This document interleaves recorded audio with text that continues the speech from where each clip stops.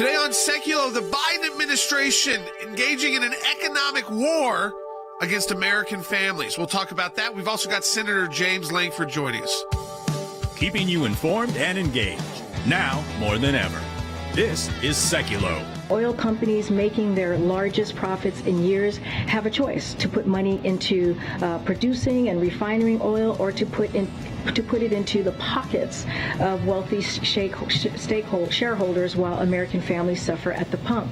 Exxon made that choice. They made the choice this quarter. Exxon announced that it is tripling its buybacks to $30 billion. We want to hear from you. Share and post your comments or call 1-800-684-3110. The energy security worry is driving a lot of the thoughts now about, we need more drilling of gas. We need more drilling of this. We need to go back to coal. No, we don't. We absolutely don't. And we have to prevent a false narrative from entering into this, or, again, pun intended, we are cooked. And now your host, Jordan Sekulow. All right, welcome to Sekulow. We're taking your phone calls to 1-800-684-3110. That's 1-800-684-3110. We weren't even able yesterday to get to all of your phone calls. So if you want to talk to us on the air, back to this issue, too, of the oil, gas, these prices, and what the administration is saying they are attacking through letters, like the letter to ExxonMobil CEO, and saying, blaming them for not producing more oil. Now, let's do a couple things. One, this administration campaigned, Joe Biden himself, as a candidate, campaigned on shutting these companies down ultimately ending these companies. Now he's trying to shame them into producing more oil. That's part one. He already told them if he won, there would be no more new drilling and there wouldn't be increased drilling. In fact, they were going to end these companies. Two, he's comparing their where they were in 2019, pre-pandemic, ignoring the pandemic, and the fact that his administration hasn't really fully come out of the pandemic. They're still fighting to keep masks on people in airplanes. Remember that. So if you're one of these companies, it's still a very volatile time to say, yeah, I feel like we could spend more and we could produce more with an administration that hates us. And I don't think that's too strong of a word, because they said they wanted to eliminate them as an industry. That's a pretty tough word. Eliminate them as an industry. Let's play it. Would there be any place for fossil fuels, including coal and fracking, in a Biden administration? No, we would work it out. We would make sure it's eliminated. No more drilling on federal lands. No more drilling, including offshore. No ability for the oil industry to continue to drill, period. I guarantee you we're going to end fossil fuel. What about, say, stopping fracking and stopping new pipeline infrastructure? And no new fracking. We are going to get rid of fossil fuels. So, okay, if you're Darren Woods, chairman and chief executive officer, you get this letter from the president, and the president's now telling you he's got his prices in there, and he's saying you've got to increase this. A direct quote is, I request that you provide the Secretary of Energy with an explanation of any reduction in your refining capacity since 2020, and any concrete ideas would address the immediate inventory price and refining capacity issues in the coming months. Well, okay. You don't have to be like some oil and gas expert to know what happened in 2020. People stopped going to work. People stopped traveling. Everything was shut down. So, of course, they had to figure out, they had to decrease their production because they were losing money already. Those companies were having a tough time. Now, again, it takes years for them to ramp back up. Well, he's ignoring all of that. But he's acting like he blames on Russia again in this letter. First of all, if you believe the Russia part, in total, it's $1.70. Take $1.70 off the gas price from now, it's still high, right, and still going out of control. So even if you believe that part, inflation was already there. Yeah, so the reality is, and then you got the climate czar, John Kerry, saying we're going to put all these enterprises out of business. Here's the problem. If you're in this industry, you know what your problem is? The problem is you'd be afraid to be doing drilling. You'd be afraid to increase production because they're telling you we're getting rid of your business as soon as we get through this crisis. We're in a crisis right now, self-made, I think. And now we need you to, produce. This is where policies that make no sense become very dangerous. Yeah, folks, I want to hear from you. One, if you work in the oil and gas industry, I'd love to hear from you at 1-800-684-3110. But also, this is just, as a consumer, as somebody who's got to get to work, when you see this as the letter to ExxonMobil, remember, they have no credit. energy security worry is driving a lot of the thoughts now about, oh, we need more drilling of gas. We need more drilling of this. We need to go back to coal. No, we don't. We absolutely don't. And we have to prevent a false narrative from entering into this. He doesn't quite get it, that if you're a hardworking single mother or single father and you're out here every day and you can barely afford to pay for the gasoline to get to work. We're looking at gas probably going to $6.20 at the pump in the U.S. by August. So I think that, we're going to still see some of these pressures, feeding through to the inflation numbers. Breaking news, President Biden sending letters to the CEOs of major energy companies. To the CEOs of 7 oil companies, specifically saying that Vladimir Putin deserves the credit for this spike in oil and gas prices, but he is also calling on oil companies to explain their profits. He's really demonizing oil companies, accusing them of choosing not to drill more so they can raise prices. Talking about record high profit margins, saying you need to raise your output, raise your refining capacity as well. You and your companies have an opportunity to take immediate actions to increase supply of gas, diesel, and other refined products. He's trying to bring down prices. President Biden saying, quote, I've directed the Secretary of Energy to convene an emergency meeting on the topic and engage the National Petroleum Council in the next few days. It is unsustainable for many, and unfortunately, there's not a quick fix. However, your point about also accelerating our progress toward clean energy is very, very important. When you shut down pipelines and you stop drilling and you put regulations on fracking and you tell the banks not to loan money, what would you expect? We see what you can expect then, a $2 or more increase in the price of energy since this president came to town. And it's just ridiculous. And he could rescind those policies right away. All right, so you get a letter from the White House. You're the oil company CEO. You're a very powerful person, big companies, but you got corporate interest at stake here, shareholder interest at stake here. And the President of the United States puts in the letter, what's the explanation and why you didn't refine more since 2020? Like, he doesn't know. One is COVID. 2 is the fact that these guys came in and said that they are going to destroy, eliminate the oil and gas industries. And this is yesterday, Secretary Granholm. This is the energy secretary is asking to report to on CNN, talking about 5 and 10 years from now when it comes to refineries.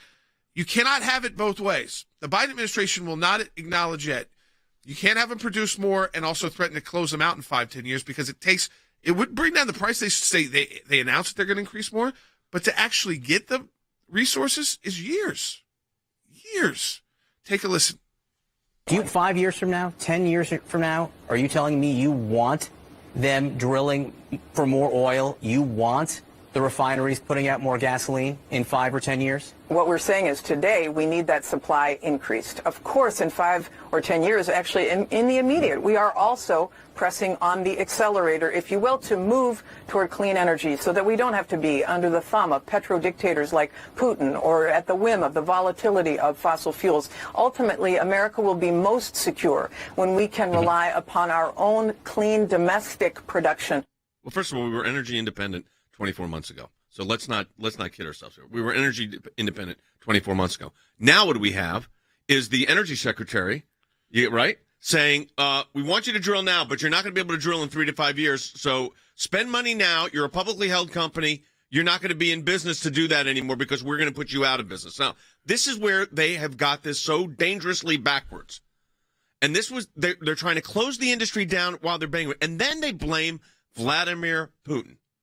Andy, they cannot resist. When I see this in this letter that he sent to the CEO of ExxonMobil, the president, and he calls it, and he continually refers to it as the Vladimir Putin price hike, and that's in capital letters. That just galls me when I see that everything that has happened to American oil and to the price of fuel at the gas pump today is the result of the war in the Ukraine and the Vladimir Putin price hike. That is an absolute false narrative. This president said, and we heard it said earlier, no drilling on federal lands, no drilling offshore, no fossil fuels, no fracking.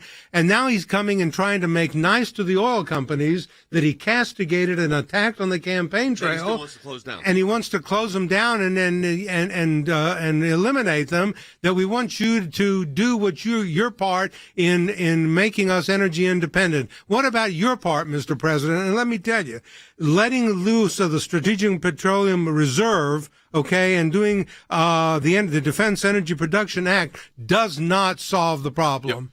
You know, I'm going to say I've been in Washington, D.C., our Director of Government Affairs. Stan, we're taking action on this. We just launched a brand new petition up at ACLJ.org just moments ago. Literally, it's Stop President Biden's Economic War on American Families. I think this double speak from the administration. We want you to ramp up now, but also within that ramping up period, and we know it will take that many years before that even entered the market.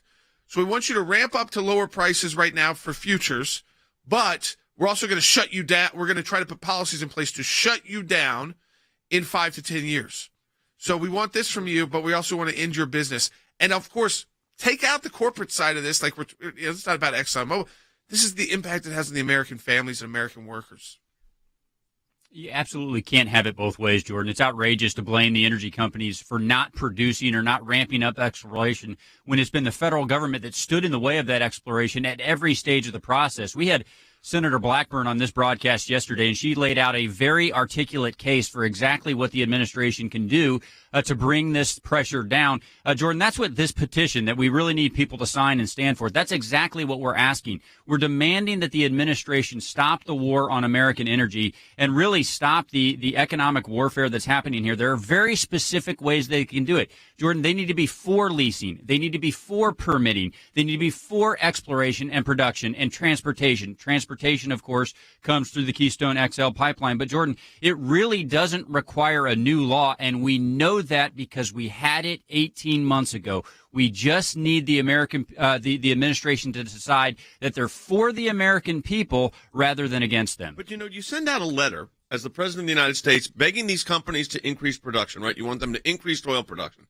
And then this is what you say in the letter. In advance of that, this is what I want you to do. I request that you provide the Secretary with an explanation of any reduction, like you said, Jordan, in your refining capacity since 2020, any concrete ideas that would address the immediate inventory price and refining capacity issues in the coming months, including transportation measures to get refined product to market. We were energy independent, energy exporters 20 months ago, and this policy has done this. And if you're the CEO of Exxon, you know what you're going to say?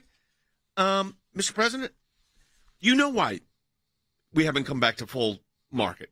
Because you're telling us we're going to be out of business real soon. Yeah, they're going to want guarantees. Guarantees that Joe Biden can't deliver because his party is, the Democratic Party, is hijacked by the Green New Deal Democrats. His entire administration, I bet they don't even like this letter. I'm sure not. I mean, I bet just getting this letter out, which was still, it's actually a nasty letter. It is very nasty. To the companies, as if they are trying to, destroy the American worker by, listen, they need you to be able to afford it. There's a price point here.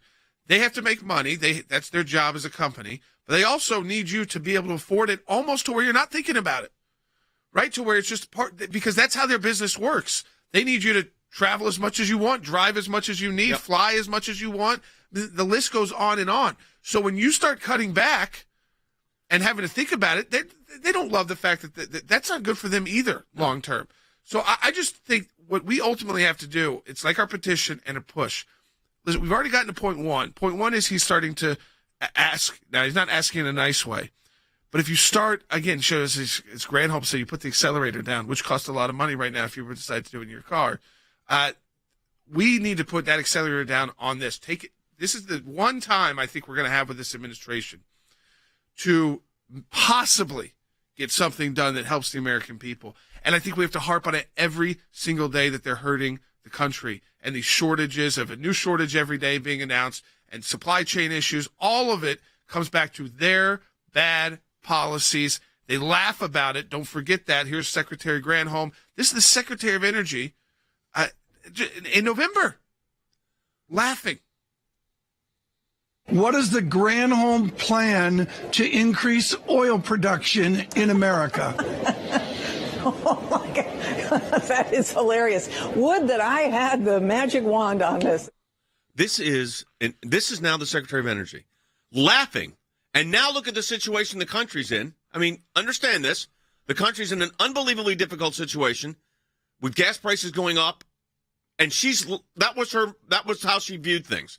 That's the problem, Andy, with all of this, is there is no concrete plan, except, as you said the other day, Jordan, to try to eliminate fossil fuel. At the end of the day, that's what they're really trying to do. Well, that's what they're trying to do, and they're trying to do it through the left-wing approach that we're just going to make it so tough on you that you're going to have to go electric, and you can't afford to do that, but we're going to do that. And then he says, and he has the audacity to say in this letter to the CEO of Exxon, and I'm looking at the letter, there is no question that Vladimir Putin is principally responsible for the intense financial pain the American people and their families are bearing. What nonsense. So, Than, and this goes to Jordan Than.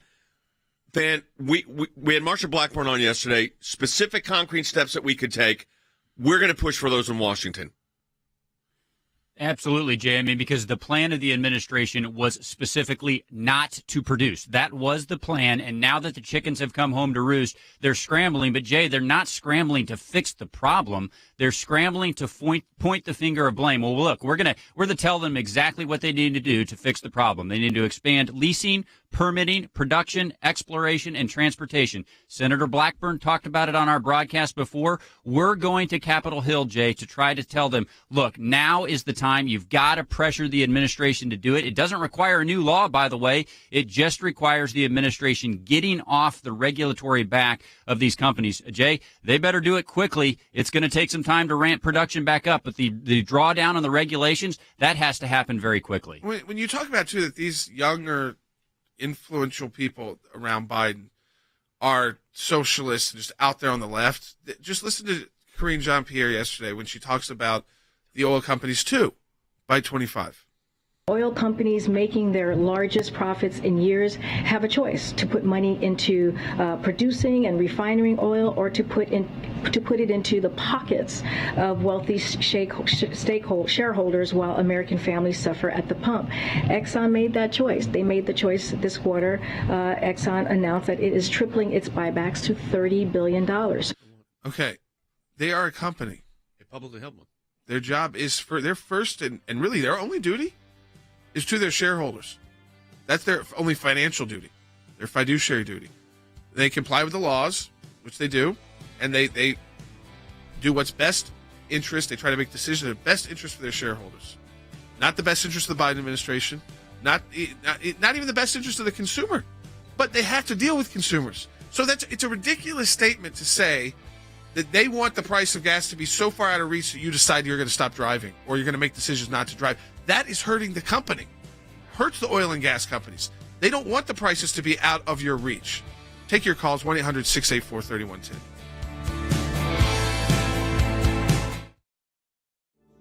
The voice of ACLJ members is central to everything we do at the ACLJ. We at the ACLJ are constantly advocating in really three main areas. We advocate in federal and state court.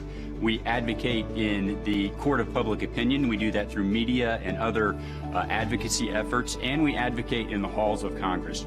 We use our members' voice through petitions in each of those three areas. In federal and state court, we will take the names of people who sign petitions on a given issue, and we will actually put them on an amicus brief that gets filed with federal or state court, showing the depth of support from our members on that issue.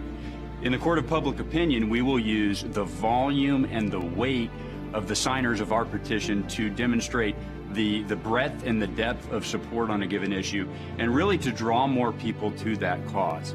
But I think maybe most importantly is when we use petitions in the halls of Congress, and we do that in two different ways. We do it on a macro level, and we do it on a micro level. On a macro level, it is very impactful if we can show tens of thousands or hundreds of thousands of our members who agree with us on an issue that is central to what we care about. If we can show that there's a wide breadth of support across America and across the world, that adds strength to our voice. Now, on the micro level, here's what we do. We take a petition on a given issue and we break it down into states and also people who have signed from each congressional district. Then we go into an elected official's office and we advocate not just on behalf of ACLJ, we advocate on behalf of people who voted for them to be their elected official. That's when they really stand up and take notice. I encourage you to go to aclj.org, click on the petitions button, and add your name for our support.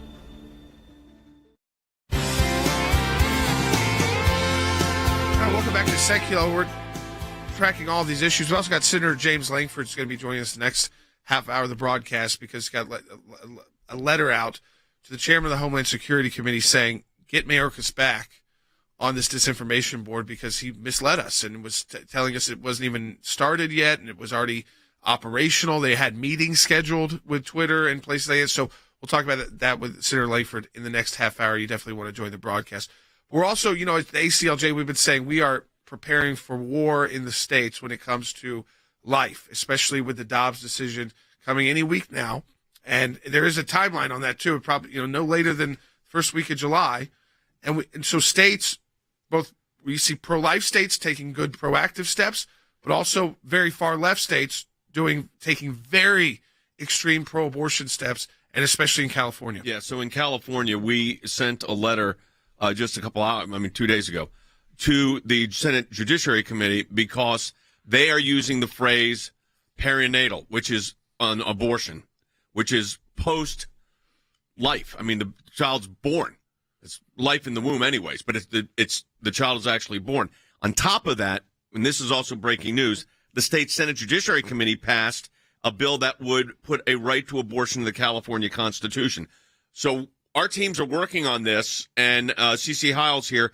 Let's first talk about the legislation that we addressed in our letter. What is going on? What are they trying to do with that? Well, and in many states, we have identified the fact that Planned Parenthood and the pro-abortion team are trying to get perinatal language into these statutes. And what that means is perinatal is a child up to 28 days after they're born. So almost a month-old child is what perinatal is addressing. And they insert this language into these statutes and making it not a crime if a perinatal death occurs. So basically allowing infanticide up to 28 days after a baby is born. And so we are addressing each one of these statutes and telling, we are objecting to this language. And here in California, it was AB 2223. The Senate Judiciary Committee held a hearing on it yesterday, and they also held a hearing on the constitutional right to abortion, and our letter of objection was submitted. We're going to talk about that in a moment because, Jordan, there's a post-Dobbs strategy that we're doing at the ACLJ, but also ACLJ Action. I think it's very important people understand we've got both entities working on this. Yeah, there are states, pro-life states, that are not going to just be able to pass a law. They're going to have to look at similar measures like California is doing in a bad way for abortion. They're going to have to look at putting in constitutional amendments. Now, it's easier at the state level than the federal level to do that, to do those ballot initiatives like California's doing. You can do it as early as even like this election cycle. But it's also analyzing. So what legislation you need, what you might need on a ballot, what ballot initiative you might need. What's the makeup, not just of the governor and the legislature, but also the state courts, especially the state Supreme Court. Right. How are they selected? So what laws? So we're doing a full analysis. ACLJ Action, we're breaking it all down by Secretary of State. Every potential hurdle you could be in place, even in a state that wants to go right out of the gate with pro-life legislation. Yep. Is the Attorney General someone who's going to defend it? What kind of authority does the governor's office have versus the Attorney General? It's different, folks, in all 50 states. Even what you call your state legislature members is different, or whether you have there's some that aren't bicameral. Right. So there's a huge war. Even when I think we're going to win and overturn Roe versus Wade, we should celebrate that, yes, because a huge victory. But we should take the momentum, and you've got to go right into the states, because it will be a hollow victory if you don't fight those battles. 100%. And so I want to be clear on what we've done so far here. So first, when we found out about the language that was going to be in that bill, we took action. Absolutely. And so, when bills pass, and Jordan's right, every state's different, but this was an assembly bill first, and so that's their house. And so we addressed this actually in the assembly first. And it's interesting that the chief counsel for the Committee on Judiciary at the Assembly level even agreed with us that the perinatal death language could lead to an unintended and undesirable conclusion, that the bill could be interpreted to immunize a pregnant person from all criminal penalties for all pregnancy outcomes, including the death of a newborn for any reason during the perinatal period after birth, which is 28 days. So they have their own attorney telling them this is problematic in the Assembly, in the House part, yet it still passes. And now it's gone to the Senate, and there's several committees in the Senate that will hear it. And every time it goes to a committee, we will send a letter, again, reiterating our objection to this language and the peril that it puts babies in. And then at the same time, as Jordan said, as that's going on, ACLJ Action is working, as you just said, laying out the legislative hurdles that are there and how to overcome them, because you got a real fight here. Yes, and so in some states, yes, you're going to be able to get legislation very quick. And a lot of those states have already taken that action. They have these laws that are called trigger laws. So if the court case comes down the way they want, they will go into effect immediately. They're all going to be challenged in court under various different state constitutions. Some might end up being federal because of how they're going further than what this decision might do. But I think where you have to look at is what we're up against, even in states, how we fight in states that are deeply blue, deeply pro-abortion politicians. What we know is this, that in a lot of these states, people will vote Democrat, and likely they're going to vote Democrat. But they're not voting to protect perinatal death liability. Correct. And that's the difference, is that you could go to states like Massachusetts, California, and say, or Maryland, and say, your politicians, it's not that you're going to convince them to vote conservative, vote Republican, maybe not even vote pro-life, but they're not that extreme. Most people are just not that extreme on this issue. So you point out, and what the C4 can do is how extreme your politicians are acting and maybe rethink. So we're seeing that like at the DA level, where they're not going to, let's say, put in a conservative Republican DAs, but they want to put in DAs who at least are going to enforce the law. Same thing here.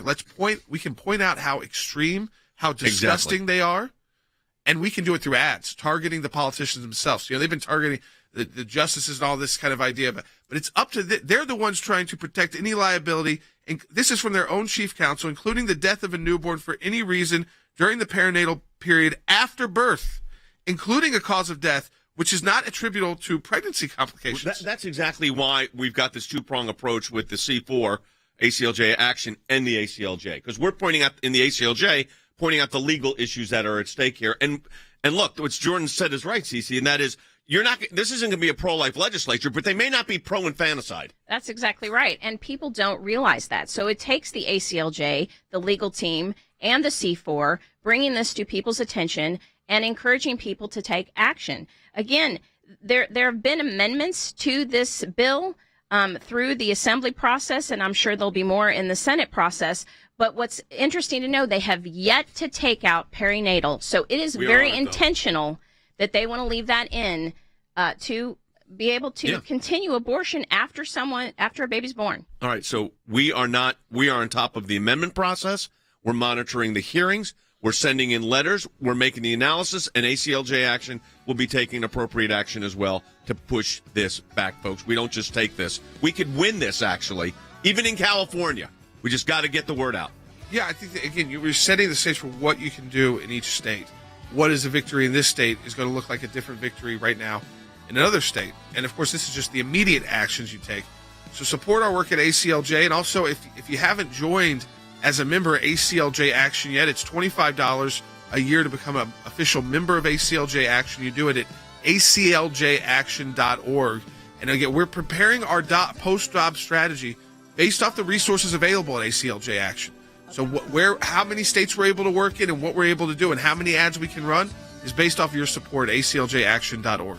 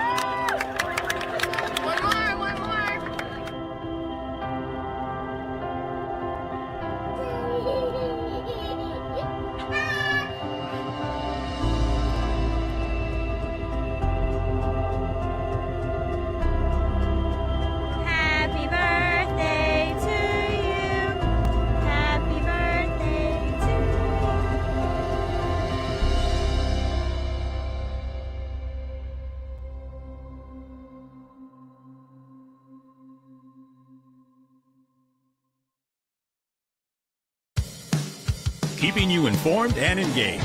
Now more than ever. This is Sekulow. And now your host, Jordan Sekulow. All right, welcome back to Sekulow. Folks, we talked to oil and gas. Senator Lankford's going to be joining us in the next segment of the broadcast live. And I want you, again, folks, this is an issue we know, again, we're staying on because the Biden administration wanted you to kind of turn the other, say, oh, well, you know, we got rid of Nina Jankowicz, but we do want to start back up the Disinformation Board and the Dis, and Malinformation Board. Remember they said Secretary Mayorkas testified that it had nothing to do with Americans. It was about Russian cyber attacks and Latin American cartels. But then we found out it was about whether or not you think that the efficacy of masks. And it was about domestic surveillance, and meetings with Twitter were on their calendar that they were already stood up months ago, in February.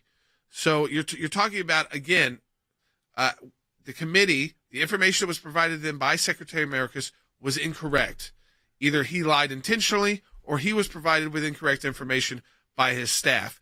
They want to get to the bottom of it. You know how I could kind of feel about where I think it is. I think he was a little too direct to be acting like he didn't understand who he was talking about. That Twitter meeting, all of that coming together. So we'll talk about that with Senator Lankford coming up, because what he's doing with a team of senators is saying, we're not letting this go. We're going to put pressure on the chairman. Right now it's still Democrat-controlled committees to bring Secretary Mayorkas back on this specific issue, so he can't say, oh, I'll just go and get that info for you later. So he knows why he's coming, knows what he's going to be testifying about. And the letter lays out what we've laid out. The timeline is just exactly opposite of what he testified to under oath. Right. So we've got a letter we sent, remember, to the initially to the U.S. Department of Homeland Security. This was our Freedom of Information Act request on this Misinformation, Disinformation Board, because we knew this was problematic and was, in fact, going to be monitoring Americans. No response. So you know what we did? Then we filed this. In the United States District Court, it's up on the screen for those that are watching on our social media platforms. For our radio audience, I'll explain it to you. This is our federal lawsuit in the United States District Court for the District of Columbia, American Center for Law and Justice versus the U.S. Department of Homeland Security, and it lays out what we are entitled to know, including the notes from the purported director of the committee that talked about monitoring Americans and misinformation and disinformation. And we will get to the bottom of it, but we're going to be joined by Senator Lankford, who's calling for the hearings, folks. I mean, I'm you know what this shows you? I hope it's clear to our audience. At the American Center for Law and Justice, our affiliates globally, our ACLJ Action, we're able to, we have hit how many issues today? Energy, pro-life, and now government oversight with this misinformation and disinformation issue. And we're in federal court and won on this whole issue of the Misinformation, Disinformation Board. We're addressing legal issues in California directly on pro-life matters. And at the same time, on the oil and gas, our government affairs office is working with Senator Blackburn to get protections and relief to the American families and pointing out the hypocrisy of the Biden administration's approach here. Yeah, and I think this is one of those issues where they wanted to say, well, they got rid of Nina Jankowicz, so maybe you won't pay attention anymore. But one person was not the only issue behind this. As we've heard from the White House, they doubled down and said they're going to reconstitute this. It was a bad rollout. They blamed it on kind of, they didn't do a good job of it, which they did a horrendous job. Even if what they said was true, it was bad. And now we know it's even worse what they were planning. And I think it still exists. It exists inside there. They said this existed before they announced it. They were already setting up meetings to put pressure on. So all that data, they don't have any teeth. They have federal law that gives them unbelievable teeth because there's federal law that protects these companies from liability. That's huge for these internet companies, content platforms. So all the federal government has to do is pressure them into saying, we want your content moderation to focus on efficacy of mask or immigration or election integrity. Those are all domestic issues. It's not about Russian cyber attacks into our infrastructure or drug cartels and human smuggling from Latin America. It's about domestic, what they consider dis, or malinformation. Remember what they said is awful but lawful speech. How can they censor it through these content platforms? Senator Lankford joining us next. Share with your friends and family. Get the latest update from him.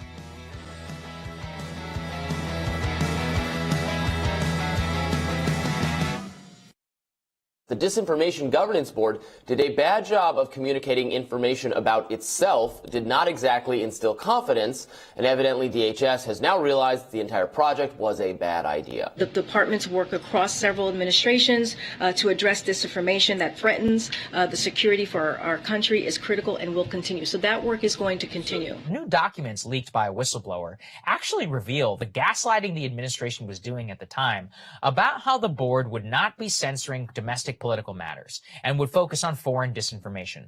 Those are now revealed as outright lies. There's been a mischaracterizations from outside forces, and so now what we're going to do is we're going to pause it and we're going to do an assessment. But the work doesn't stop. At no point did the Department of Homeland Security or the White House or Nina Jankowicz herself ever admit these plans to the public. It was a secret solicitation campaign by the government with actual offers to provide government data to Twitter to spur an enforcement regime against information the government deems bad. The government sought to censor information and label it as disinformation whenever, quote, clear and objective facts were clear. This idea that the government is going to stand up an institution that's going to monitor American speech, that's going to treat Americans' political speech, Tucker, core political speech about political issues as something that needs to be monitored, that needs to be countered. This was going to be a state propaganda machine.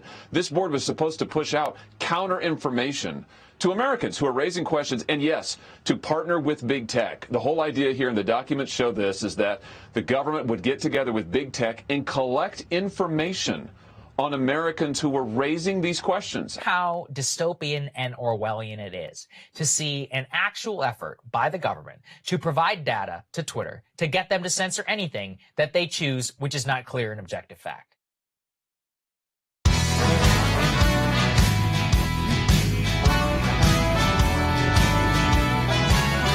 Welcome back to Sekulow. We're joined right now by U.S. Senator James Lankford of Oklahoma, a great friend of the American Center for Law and Justice. Senator Lankford's leading a team of senators who have sent a letter to the chairman of the Senate Committee on Homeland Security to bring back Secretary Mayorkas to answer a lot of questions about this Disinformation Governance Board, which is not completely dead yet. As the Biden administration said, they want to bring it back. It wasn't a good rollout. So go right to Senator Lankford. And Senator, I appreciate you joining us today on the broadcast. Let me go first to the letter, because it lays out, we've been laying it out for our audience, the misstatements, I mean, if you want to call them lies, misstatements, however you want to characterize it, from Secretary Mayorkas to you and the senators on that committee about when this governance board started, what its purpose was, if it was going to target Americans or where its target was. And it was all the opposite. Everything was the opposite of what he was testifying to. Right, from the most basic elements of, is there a charter document? Do you have documentation? It was like, we're just still getting together, when they actually had already documents, they already had an outline for it, they already made decisions for it, to what it was going to do. It was going to be outward focused, it was going to be focused on internationals, it was going to be dealing with immigration issues internationally, putting down rumors that cartels put out. When we actually find out, no, it's going to be on mass, it's going to be on anything on election security they want to be able to put out. It's basically what they think is not the correct line to have. They want to be able to help put out the information line. And what I try to affirm to them is people are not looking to the government to say, tell me what's right and wrong. They're looking to the government to do the right thing, and that includes protecting the rights of Americans to be able to have free speech and not try to go manage speech. So clearly that's what this is about. They can blame it on it's a bad rollout. It's a bad idea is really what it is. Senator, one of the concerns that we had, of course, and we've talked to you about this before, and I'm glad you're addressing this again with the Secretary, and that is this whole idea that you'd have a misinformation, disinformation board, anyways, is so antithetical to the First Amendment. I mean, cuts so against First Amendment free speech and the concept of ordered liberty that you'd have the government determining what was the appropriate speech for individual citizens. And then you had to complicate it. The secretary is saying, oh, no, this is, foreign governments we're looking at that may be doing disinformation campaigns, when they already had listed had talking points on U.S. surveillance of American citizens. We sent a Freedom of Information Act request into Homeland Security, which, of course, they didn't respond to. We now have gone to court. How dangerous is the proposal that Homeland Security put forward here with this misinformation, disinformation board to freedoms for the American people? Yeah, let me cut to the chase on it. One thing if government says, okay, here's the CDC website, this is what we believe scientists are saying, or here's what we think accurate information is. It's very different. What you had here was DHS cooperating with Twitter to say, hey, let's help identify together what is misinformation and what we're going to disqualify, and then we're going to work on trying to be able to get those things taken out of American conversations. Now you're talking about government working with a private group to be able to silence voices that government doesn't agree with. That's a very different issue. So this is not just putting out quote-unquote accurate information. This is trying to be able to silence voices and working with private companies and entities to be able to find out a way to be able to take out your enemies. People who disagree with you need to be silenced, and if they're working with outside individuals to do it, that is a toxic combination. I mean, I wouldn't think, Senator, what he was testifying about originally were things I would think that DHS was already doing. They didn't need to bring in a 32-year-old, 33-year-old expert on Twitter on drug cartels or on Russian cyber attacks on U.S. infrastructure. And so it never made sense, because the people that they were empowering, like Nina Jankowicz, to be the executive director of this, would have had no expertise in that kind of security. And I would have imagined Department of Homeland Security should already have been doing that, should already do this work. And they don't need to come up with even the title alone. Just shows me how out of touch they are with the American people, that someone thought this would be a good thing to do. Well, let's do a disinformation governance board after all these attacks about social media and content providers and flagging posts and comments, that in an election year, we're going to come out with a disinformation governance board. But yet they did. And he does need to come back to your committee and testify to the truth about what is going on. He does. There's just basic facts that we asked him very simple questions. I get one set of answers. When we get documents and background, it's a very different set of answers, and it's not just loosely out there. It's things that actually had his physical signature on it, that he was very well aware that the answer he was giving us was incorrect. And by the way, you are correct. The State Department already engages with misinformation from overseas. There are already entities to do this. So at a minimum, it's redundant in government and not needed. If there's misinformation moving from cartels internationally, State Department's already engaged in those areas. But this was not about just international movement in cartels. This was about managing American speech and working with private entities to find a way to be able to silence voices they disagree with. I wanted to change topics a little bit, Senator, and that is the situation that the American people are facing right now, with skyrocketing in inflation, but also gas prices that are just unbelievable. And in some states, it's $7 and $8 a gallon. In others, it's $5. You come from an energy state. I mean, what's your sense of what? I think the Biden administration had a bad policy to begin with, and then they just doubled down on it, which has made it worse. We went from energy independence, energy exporter, to now we're begging the Saudis and Venezuela to help us, and the president is threatening oil companies after he told them he was going to try to shut them down in the next 3 to 5 years. It is amazing to me. It's the most disjointed policy because they're just flailing.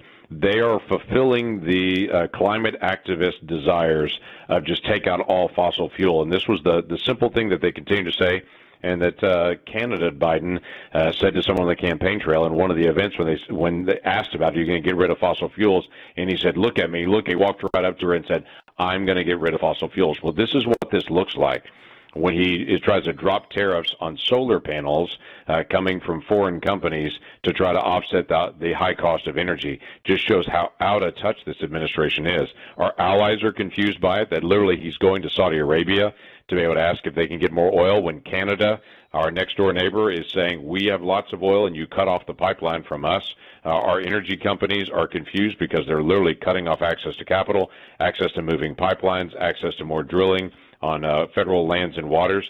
At the same time, he's saying, I'm going to punish you if you don't actually do more refining. It's the most bizarre set of ideas that lead to this kind of policy and this kind of price flux. This is not hard. It's supply and demand. You increase supply, the price goes down. It's not just that it's global. Everybody's trying to say now, well, it's a global issue. The American price, what's called WTI, West Texas Intermediate, is traditionally much lower than the Brent crude price, which is the international price, because we produce our own. Yes, it's a global market, but our prices are less. Now it's almost identical, global and us, because we don't have enough production here. And then he blames it on Vladimir Putin. I mean, that seems to be the White House's excuse for everything, Senator. It is, but it has been for a while. As you can remember during the Trump administration, it was Russia, Russia, Russia, right, everything, and they've just shifted back to that same playbook. Senator Lankford, I appreciate you joining us on the broadcast on both these issues. One, because we want to get to the bottom of this disinformation board, because our goal here is ultimately it doesn't exist. And they're trying to reconstitute it. They admitted that they're trying to reconstitute it, at least the White House press secretary did.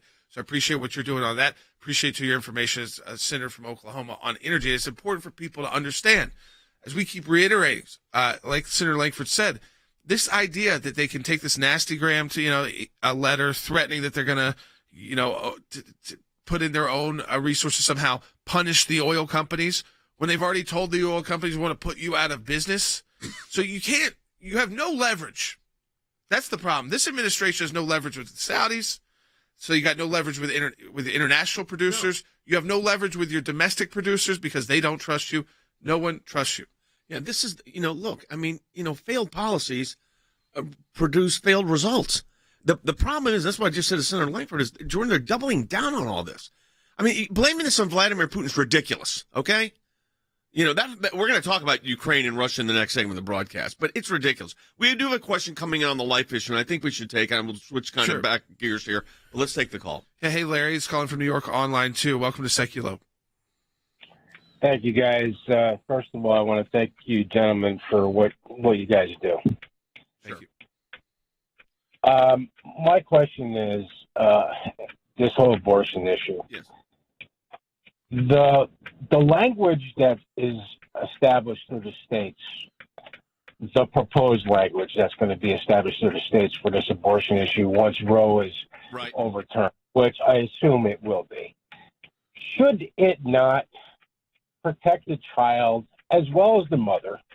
Because right now it seems like this whole issue is focusing more on the mother having more rights over the child. Well, so here's the thing. You understand, the case we were just talking about in California was after delivery. And their legislative council even said, they agreed with us, that this would allow infanticide. So you don't even have to get into the argument about what does Roe versus Wade do for that one. Look, I think Dobbs, is going to come out by the end of June. It'll be an overturn of Roe versus Wade, but that's just going to be the beginning of this battle. And I think what you're picking up on is the idea is that they're trying to say this is about punishing women or criminalizing women, and that's actually not the case. Even in the most pro-life states, you don't see the laws. They're not attacking the woman. They're attacking the abortionist. If there's anyone that they are singling out in the criminal codes that they're preparing, it's the abortionist. It's not the woman who's in these situations. But that's the line they're trying to take, and I think it's even a more extreme line. They don't even really want to talk about abortion as the issue. They want to make it about other issues. But we know this is real, and the battle is just beginning. Because of the support of every member of the ACLJ, one of the practice areas that we've been able to develop is Freedom of Information Act requests, or FOIA requests. It's thousands of pages of paper, and in those thousands of pages of paper, you usually find a nugget. The goal here is to gather the puzzle pieces. Sometimes you don't know which ones will be important until they become important. Government agencies acting out of control. We have exposed that in our FOIA litigation, and we do that every day that we bring these cases. It is your statutory right as an American citizen to have access to documents that reveal how the government is functioning, how your government is functioning. Do you remember the Iran deal? There was a video about what took place on that deal, and it was edited. And the edit took out the key part of what was going on. State Department, White House, editing videos to keep it from the American public. How do we know? Because our FOIA litigation got that document. We took it to the IRS. No one ever does that. And because of it, it's a very weak government agency that used to be the scary government agency. What the IRS was doing was violating the Constitution and statutory law. Because of the litigation we engaged in, it's a different agency. They can't do what they were doing before. They've been hiding behind in the shadows. These FOIAs bring them to light. All of this information came because we went to court to get the information. Many times when we make these requests, the requests actually end up in court as the bureaucracy fights back to withhold the information. But that's okay, because the law is on our side. We are entitled to the information that is in these requests that we have made. We've got the declassified list of Obama administration officials who started asking to unmask. How was our government operating? What were they driving at? What was their agenda? What was their motive? The picture that it paints is one of terrific abuse. Those of you that support the ACLJ, this is what it's all about at the end of the day. Think we haven't been on this, folks? We've been on it.